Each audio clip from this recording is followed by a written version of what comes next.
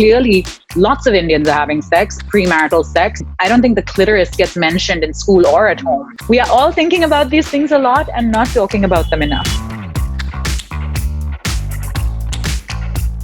My name is Leeza Mangaldas, and I'm a digital content creator focused around normalizing conversations on sex and sexuality. Like, I try and talk about sex as if I'm talking about my favorite recipe or a movie recommendation, or, my tone is not different. A lot of my cis heterosexual female followers ask about orgasms. Could you tell me a little bit more about women's orgasms? I'm 35 and I don't think I've ever had an orgasm. Basic anatomy, like so many women don't know that they don't menstruate from the same hole that they pee from. How many people have even taken a hand mirror and looked at their vulva? For women, that is a part of the body that isn't easily visible. Men get to maybe, take a look every time they go to the bathroom. For women, you really have to sit down with a lamp and a mirror and take a look. And I highly recommend to anyone who watches my content, or anyone really, to do that. It's just another part of your body. Imagine if you'd never seen your hand before or your face before. I get a lot of questions also about masturbation, whether it's okay to masturbate. Will I go to hell if I masturbate? Will I get blind if I masturbate? There's all these misconceptions sort of entangled with shame and fear around masturbation and exploring your own sexuality yourself.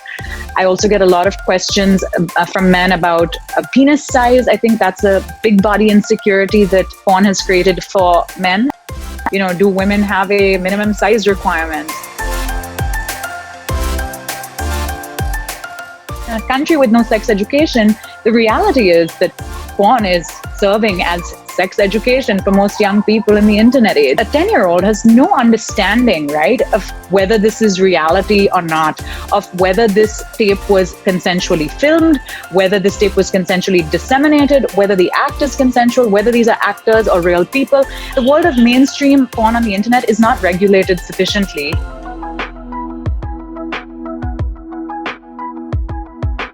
Masturbation can be incredibly empowering for women for a number of different reasons. It's a great way to navigate and understand your own pleasure and anatomy. Many people realize that their bodies are capable of more pleasure than they even thought was possible, because so often penetrative sex doesn't sort of access that degree of pleasure.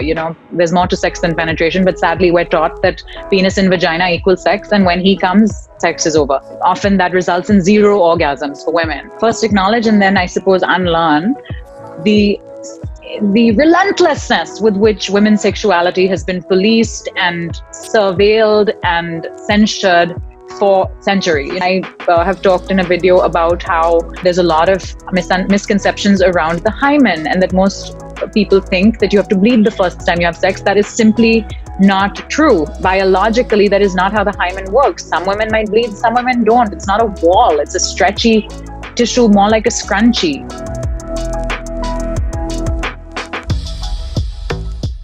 Very commonly in India, when parents are teaching even young toddlers the names of their body parts, they'll be like, this is your eye, this is your nose. And then when it gets to the genitals, they say, this is shame.